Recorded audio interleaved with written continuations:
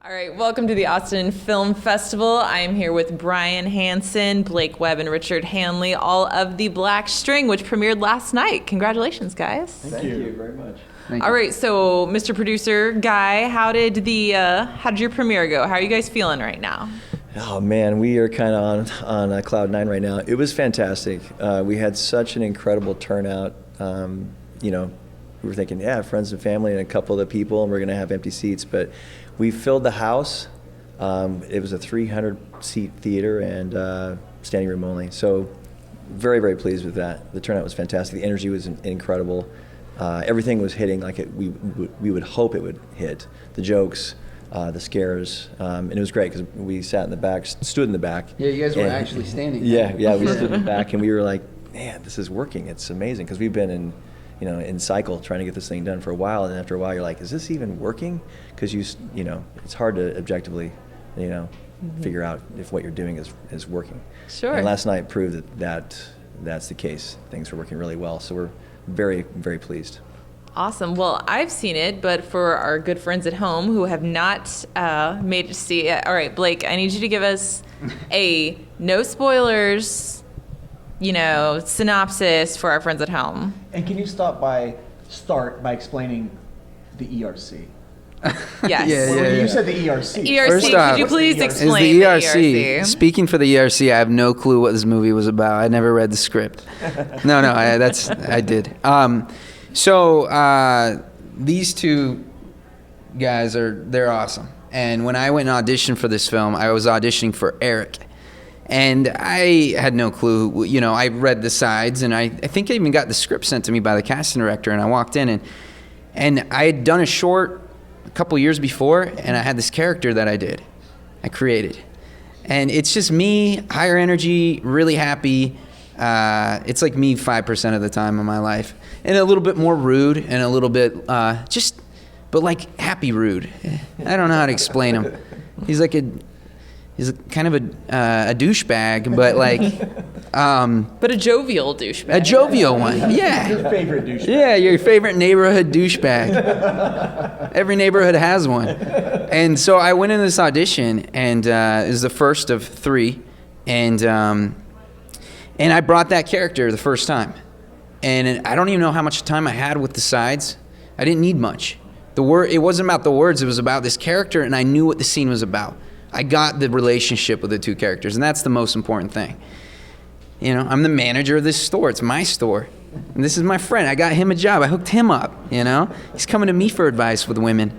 And so, anyway, I kind of developed this thing. And I don't know when the Eric became the ERC, like the title. I don't know if that was on set or if we talked about that before. I think we talked about that in rehearsal, maybe. But it was just a blast. I've never, and I'm not lying right now, I've never had more fun with a character than this character. And all my scenes were with Frankie. And Frankie and I quickly became good friends. And he lives in Arizona in real life. And I'm from Arizona, so we talk sports and stuff. But we just had this good relationship, and so we were filming on set. They let us ad-lib a bit, improvise. I think only one time Brian had to say, all right, Blake, let's pull back a little. I think only once. And that was the beauty of this film and making this film, is that I got to be creative. And I'm not dissing any TV stuff I've been able to do or anything like that. That's beautiful in its own sense.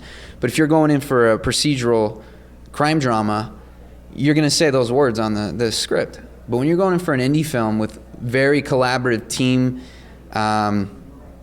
this is their first indie film, and I think it's very successful already. Just having seen it last night for the first time, I think a large part of that is because they let people be creative and explore. And so we got to rehearse and explore, and I got to explore with Frankie, and he got to know, hey, whoa, this guy's gonna throw out some lines that aren't on the page, and Brian was cool with it. And so the audition process was a blast. And I'll make this short because we got to talk about our stuff, but the first audition, I did it my way, and they loved it, and they were laughing. And then he goes, can you just do it as a jock, a straight arrow jock? I go, oh, yeah, this isn't going to be fun, but yeah, I'll do it like that. No, and I did it like that, and they liked it, and they said, it's just in case, depending on the relationship with the two characters, how it ends up, who we end up casting. And then it callbacks, same thing. And then the final callbacks, I got to unleash it more. And and it was just a beautiful thing to shoot. It was really fun. And even being shot on a lower budget, it didn't feel that way because these guys are leaders and they had a control on the set, but they gave us creative freedom, but it was run so smoothly. They treated people right, and it operated very well. And it's because of these two right here and other people, obviously, but it was a great experience. That's awesome. Yeah. All right, so where was your set? Where'd you shoot this?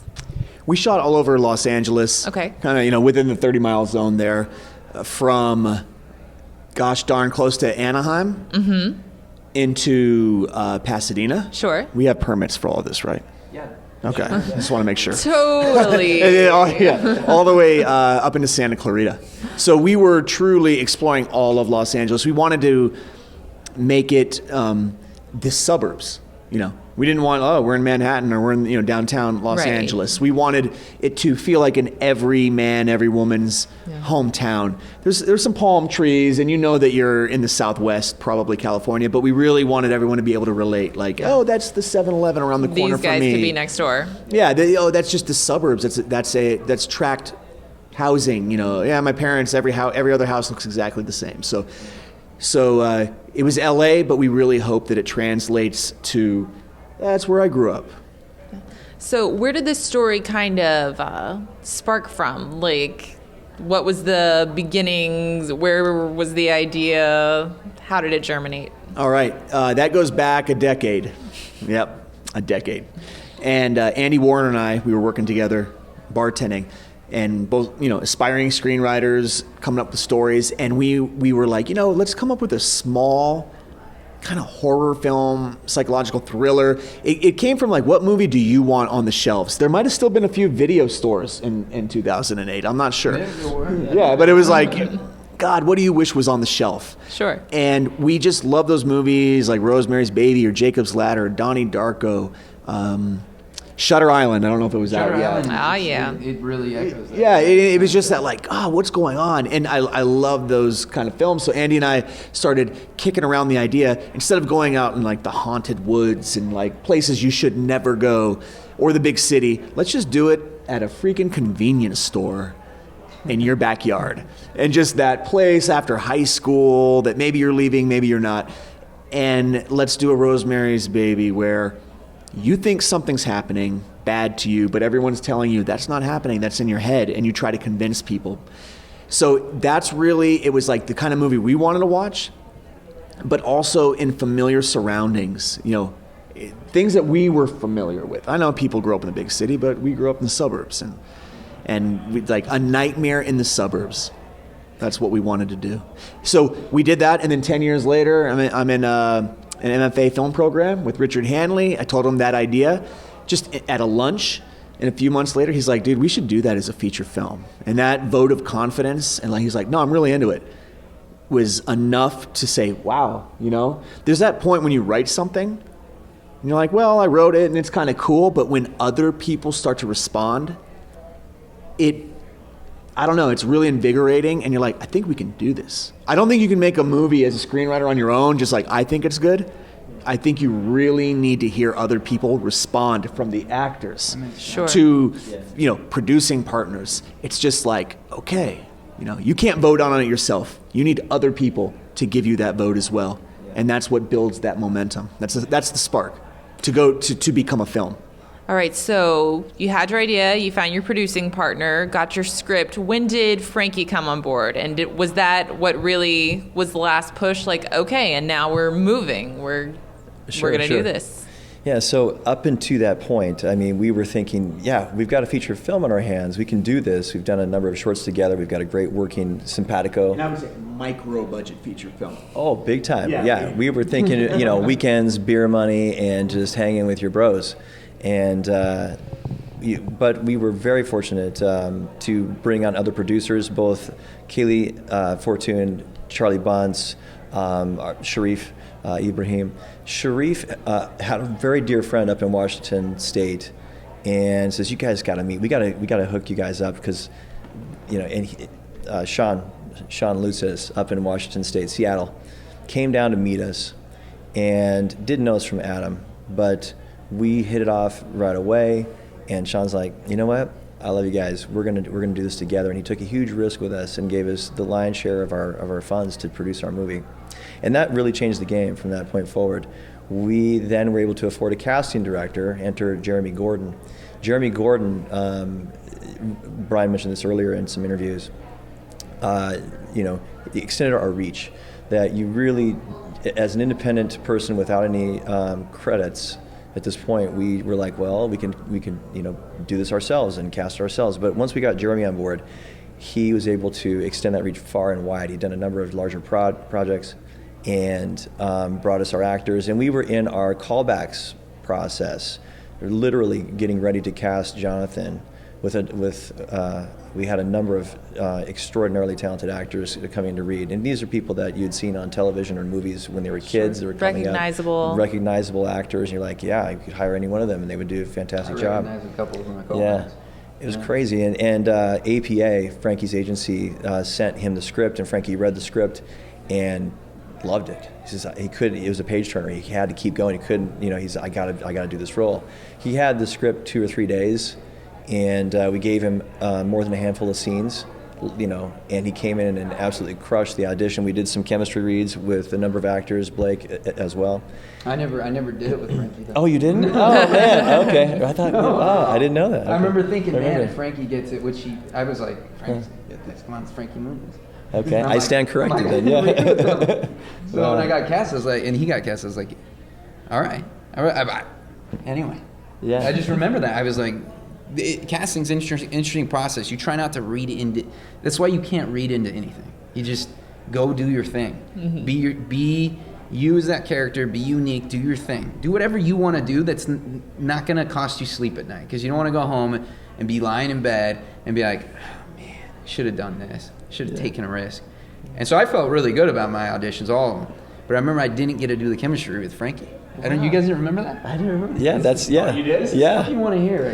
The ERC works with everyone. Yeah. He pretty much is ubiquitous. He's everywhere. He's in our heads. And yeah, we quote the movie all day long now. Every single line in the movie is like a part of our daily vernacular. I wanted is the ERC. Like, it's not me. It's the ERC, so I can do whatever, say whatever I want. Yeah. Well, so we're making jokes about the ERC, about he's everybody's favorite douchebag, but that's actually it was a really challenging role, because not one-dimensional. This is a guy who's actually going through something with his best friend. Like, he's watching something terrible happen. Yeah, when we so there were those I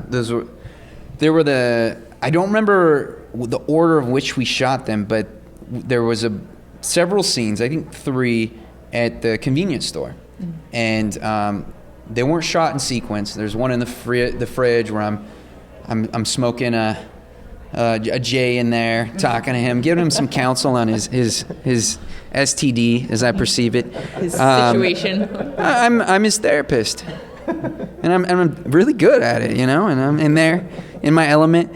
But and then there's the other scene where he tells me he's called this 1-900 number, and he's and I'm proud of him for taking some initiative in the best way he can do it. It's just not the best way to do it. And so anyway, but there's those scenes, and I think we shot those first, and those were just fun scenes. Those are scenes where I just know that I got to show up with my energy. I can't be, because as actors, you go through highs and lows, and I have my lows. And so you can't bring those lows you can bring those lows to a certain audition maybe or two, but you can't bring them to this guy.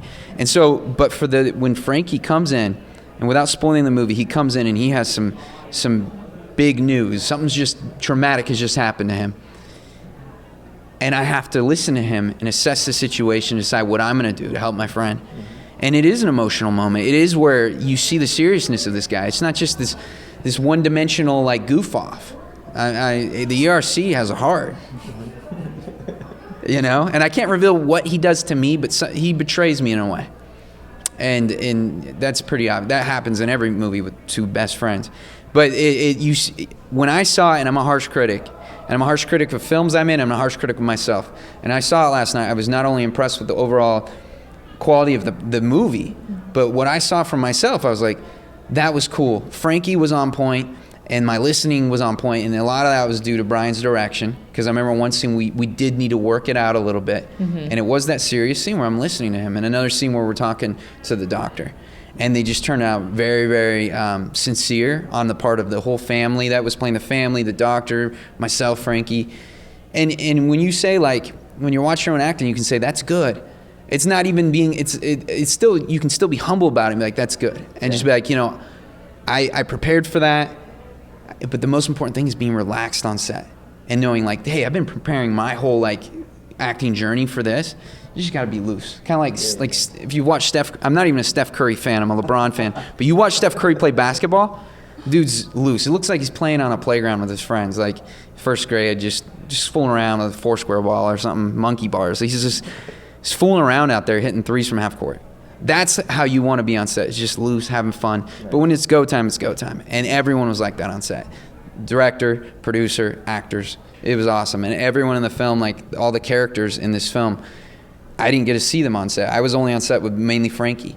And they were fantastic. I was like shocked at how good they were. Like Chelsea, I don't even know her. Chelsea Edmondson. Is that how you say her last name? Yeah. She's fantastic. Found out she got the role like Harrison Ford got Han Solo, just like she's gonna be like a reader. At least that's what I hear how he got it. I've heard many versions of how he got Han Solo. So anyway. Well, Yeah. I mean, talking about the chemistry between your actors, that's kind of the special effects in this movie, because there is not a lot of gore. There's a little bit of specialized makeup, but very little. Limited, yeah. You know, a little bit of a creepy set, but there's not, you know, a bunch of huge sound effects, a bunch of big dream sequences and everything. Really, it's kind of a minimalist horror movie, and you're completely relying on your actors to create all the suspense. Yeah. Absolutely. So, okay, that have to, I can't, I'm not a horror person. I'll admit it right now. And so, Well, good thing, because we're a psychological thriller. Yeah. well, yeah. that's even worse. Like, that's worse to me, because like horror movies, I'm just like, okay, I don't believe the zombies are coming at the end of the day, and I'm not scared. Psychological thriller, I'm kind of like, but that could happen though. Yeah, like it. Like- It. When you watch It, great movie, the new It. Just for me, I'm similar. I'm similar to you. I'm sitting there watching it, I'm like, okay, this is great. The writing's great. Everything's great. Acting. But I'm like, I don't believe a clown is in a sewer. Talking to this kid, like, hey, come here, I got these balloons. And I was just like, okay. But this type of story is like, the interesting thing is that Jonathan could be going through some mental trauma, and if people who've been through that, I've been through similar experiences. I mean, if you're an actor, you're always, I believe you're always kind of up and down, and you can interpret this movie in a number of different ways, and that's the fun thing about it. It's like the Shutter Island, where you can interpret it your own way, and it kind of ties up at the end, but you can see it one way or another way. Yeah. I don't even know what your question was, and I don't even know why I'm talking. But I think that It's the ERC again. The ERC, love the ERC. Yeah, the horror or psychological thriller side of it, we really wanted to explore, again, movies that make you think and you can debate with your friend after watching it. But to be honest, when that person walks up to you at a gas station, which there might be a scene similar to this, and like, hey man, my car just broke down, could I get a couple bucks? And you're like, where's your car? You know, where's your shoes? What's going on with you? Like, where did that guy just come from?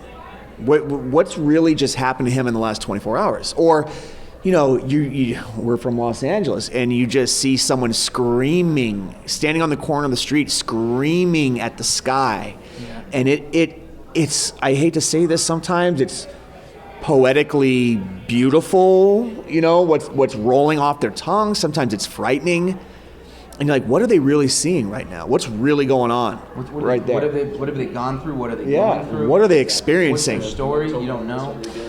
So I'm not saying that we explored that in a like really gritty, you know, way, but we wanted to tell a story where it's like, hey, is this really happening to this person? You know, Are they is this a mental thing, or my God, are they really cursed?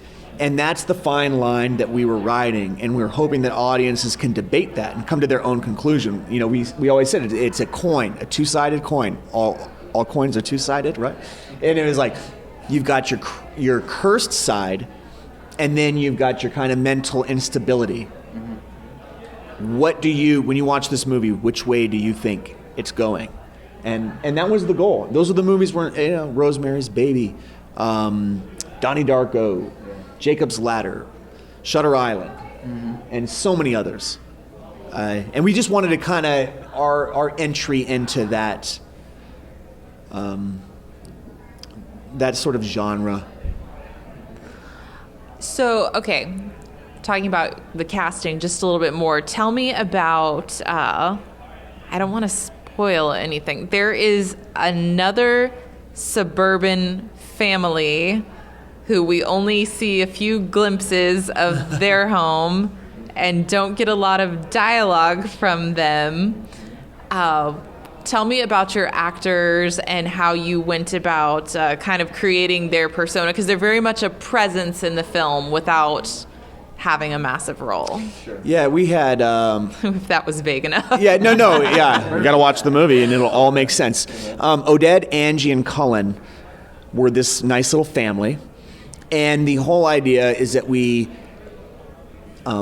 Jonathan, played by Frankie Muniz, kind of starts to obsess over this house. He thinks that all his problems are originating from this house. And it's just a suburban home. It's a little creepy, but it's just in the suburbs. Mm-hmm. And he kind of starts pestering them. And the way that we wanted to present it, which again is the truth, is they just might be the family next door, or is there something going on? The Burbs, Tom Hanks. Okay, love that movie. We're not going that extreme with it, but that kind of obsession. If you remember the movie The Burbs, it's just fantastic. I love that movie. Corey Feldman. It's sort of like, are those just regular neighbors, or is something really bad going on over there? Is something insidious going on? And becoming a nosy neighbor, becoming am I a stalker? Am Rear Window? Is it rear? Kind of Rear Window. Is it Rear Window? Exactly, okay. Kind of a Rear Window. Like, when do I go from victim to stalker? Like, what's that line right there? So, that nice family, or kind of whatever you think they are, they're a nice family or a creepy family. Again, like everything in the movie, we wanted to present it two different ways. So hey, no, they just were like a nice married couple minding their own business, and you say, no, hell no. They were creepy. They were up to all sorts of weird stuff. So, So how do you take? There's also part of the film that occurs in a mental institution, a psychiatric ward, and that is kind of the latest Halloween movie just came out, and that was something that they kind of introduced, was the idea of a horror movie that's partially set in a mental institution. And a lot of American directors have kind of seized on that since then. So how do you utilize something like that, all the potential, without sliding into, anything cliche, anything that's done already? Well, it's tough, and I'll hand it over to the doctor in a moment. But, what we did is not uncommon. It's been done. It's a horror trope, In the Mouth of Madness, Jacob's Ladder, Donnie Darko. Again, Repulsion, right? Mm-hmm. It's always Rosemary's Baby. It's like, take the pills. Do we need to lock you up for a little while? So we know where we were going. It's been done. So we were confident going there, like, we're not doing something people aren't familiar with. Sure. But with that came a little responsibility, I guess. We didn't want to trivialize mental illness.